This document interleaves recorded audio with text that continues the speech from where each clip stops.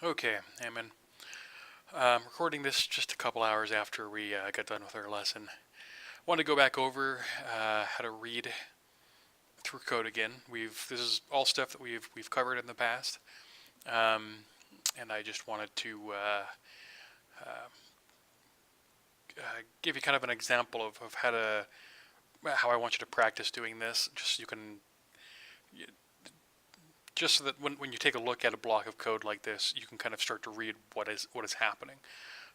You may not necessarily understand what exactly is going on, like what specifically the code is meaning to output or to reveal to the programmer, but you'll at least be able to understand generally how this code has come into existence.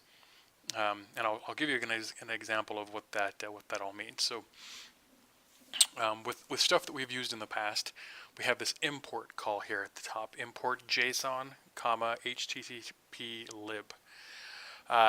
In the past, we've used this to import various libraries or various programs that we've previously used or made to begin using different methods and functions listed in them. So like using print, using the print command is part of the Python library that allows you to print out and display information to the screen there for you. And yeah, also we use that random integer value. We imported random. We did random.randint, and that returns back a random integer. Using that same kind of idea, that same kind of format, here we have this import JSON, comma, HTTP lib, means that we're going to be using these two different libraries or two different programs to do something. What exactly, we don't necessarily care about for the sake of this example. We just know that these are going to be used. So we have this second line here, this connection equals, and we know in the past that when we've done like x equals 7, that we're assigning x a variable, the value of 7. So here we're doing something very similar. It's a little bit more complicated, but it's the same basic idea. We have this variable that we're calling connection, and we're setting that variable connection equal to http lib dot https connection parentheses this parentheses 80. And so that seems really, kind of complex, but we see this HTTP lib here, and that matches the library up here that we're importing. So we know that this HTTPS connection method belongs in this HTTP library. So we're saying HTTP lib dot HTTPS connection, so that's a method or a function within this library, which is why we had to import it so that we can use it here. And this particular method or function has two arguments. One of them is a string. As you can see, it has quotes here. The other one is a number, because it doesn't have quotes and it's listed as numbers. So when you pass in a string and a number into this method, part of this HTTP lib library, it's going to do something for us. Now, what exactly it's going to do for us, we don't know. I mentioned in our little lesson today that they used to do something called security through obscurity, where they would call something one thing and it wouldn't be anything related to that. Like you could call it squishy bum cover, and it would have something to do with connecting to a database. And they did that in an effort to hinder hackers or people trying to inject malicious code. Because if somebody sees squishy bum covers, they're not going to know exactly what that means unless they dig around more in the code. But that's all it did. It made a temporary problem for hackers and malicious users, and it didn't really help with development at all, because later on you had developers trying to figure out what squishy bum covers was doing, and it wasn't really conducive to the workplace environment.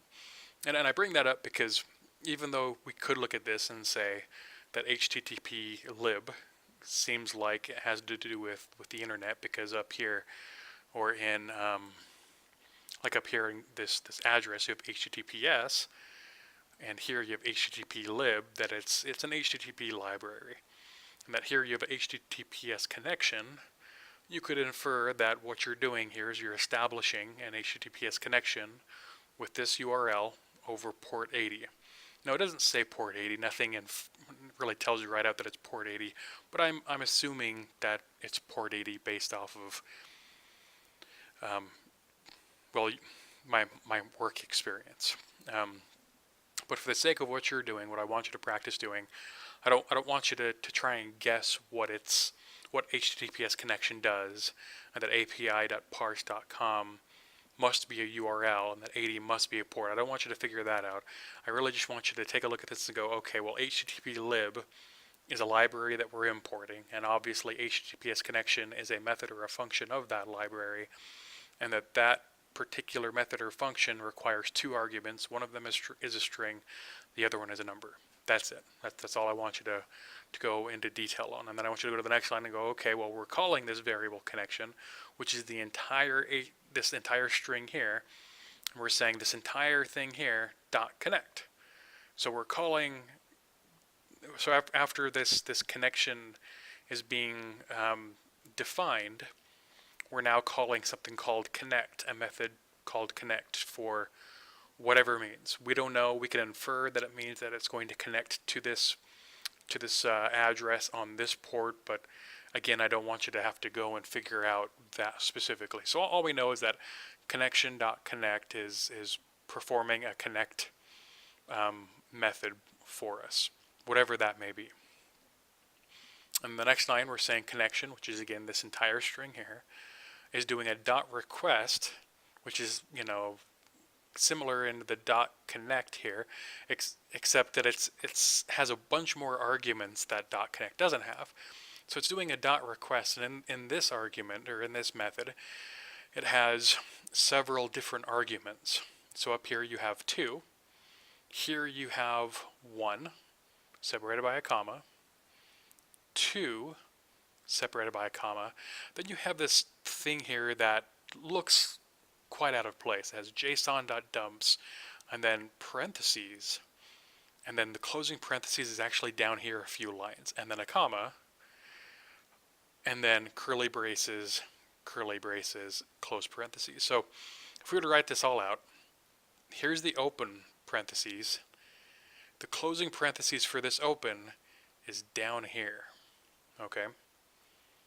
The opening parentheses for here is closed right here. So you kind of have to look at this and figure out where all the commas fit into each other and how deep the nesting goes.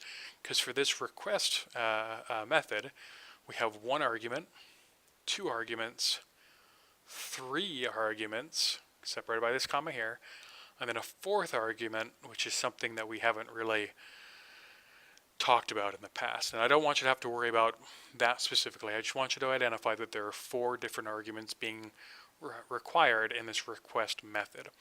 2 of them are strings, as you can see, defined by quotes. Then we have this other thing here, which again we haven't gone into a lot of detail about, but you can still kind of identify a few things about it, right? You have JSON, and that might not look familiar with stuff we've gone over, but if you take a look up here to the import, we have this import JSON, which is a library. So we have JSON, which is a library, .dumps, and you have an opening parentheses and a closing parentheses down here, and we have some more of these squiggly lines. So all we know is that this connection.request, which is part of this HTTP lib, so we're using this HTTP lib library and using the JSON library as an argument inside of this HTTP lib.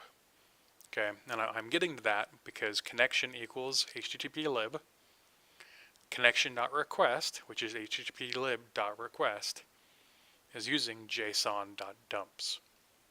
And then it's using a bunch of data here. And just briefly going over some of the stuff that I was talking about with JSON. JSON is a data structure. So in Python, when you want to say that one thing equals another thing, you use the equal sign, right? Connection equals HTTP lib. In JSON, you use a colon. So you say score :1337. So in JSON, using this JSON data structure, you're assigning this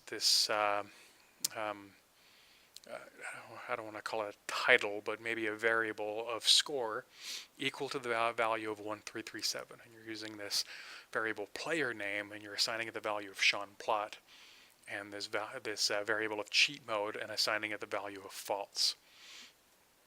And why we're doing that or how it's important doesn't necessarily matter for what I want you to do. I just want you to identify that JSON.dumps is being called on as part of this JSON library, which is being included in the HTTP lib request method. That's part of connection, which is this HTTP lib HTTPS connection up here. And that it's using these 4 arguments for that request, 2 strings, 1 JSON library method that we don't know about, and then some other data structure down here that seems a little unclear but looks like JSON. Looks like this up here. Okay. And then in the end we have this result equals JSON.loads connection.getResponse.read. And here again you're just saying that there's a variable that we're establishing called result, and we're assigning that variable the value of JSON, which is a library, .loads, which is a method or a function, and that method or a function is requiring an argument, and that argument is connection, which is this HTTP lib HTTPS connection, .getResponse, which we don't know what it does, but it's a method part of this this object here. And with that response, we're doing a .read. We don't know exactly what everything does here. We can, if this is not like a security through obscurity kind of scenario, what I can do, because I've come across this kind of thing enough times, I can say that this is establishing a connection to a website where the URL is api.parse.com over port 80. It's doing a post request to /1/classes/gamescore, and it's submitting this data to this page, and we're using these headers for this request. And here in the result, we're just looking for some sort of result content back, either the page saying something errored out or everything is okay. It's just trying to figure out if things worked the way that it did. And that's essentially all it's doing. It's basically anytime you go to a web page, all of this stuff is happening in the background. You don't really see it. But when we're getting into it in code-wise, you kind of have to define everything, otherwise a bunch of things can go wrong. And again, we're going to get into more about how web pages work in the future. So the more we get into that, the more the contents of this particular page of code will start to make sense. At first, you're just going to look at it and it's going to seem like gibberish. But again, I don't want you to pay attention to necessarily everything that's in red here, but just identifying that there are strings, there are libraries, and there are methods being used. And I just want you to explain it from that very basic perspective, that there's a variable being assigned a library method function which requires 2 arguments. That variable is calling a connect method or function that's part of this HTTP lib. And after that is done, it's doing a request that's using 4 arguments. And then afterwards, we're getting a result variable that is using the JSON library and is using a loads function of the JSON library to do something with this HTTP library .getResponse method .read method. That's it. So yeah, very, very high level. Try not to get too caught up in the details of the page. Just tell me anything and everything you can about the examples I'm going to send to you. I'm going to send you two easy ones that are very basic, 2 medium ones, which will, this is what I would probably consider to be medium, this example here. and then a difficult one that'll probably just look like a lot of information and look really convoluted, but the more you look at it, the more it should make itself clear. There's a big difference between uh, writing good, concise code and writing just in your face, really loud, difficult to read code. So if you can get through the difficult to read code, that's probably what makes it more difficult than something like this, which is easily set up and is using good naming conventions for all the information inside. Um, so yeah, I'll send you over those details, and just let me know if you have any questions. Don't get frustrated or hung up on these things. Just try to do your best, and we'll go from there.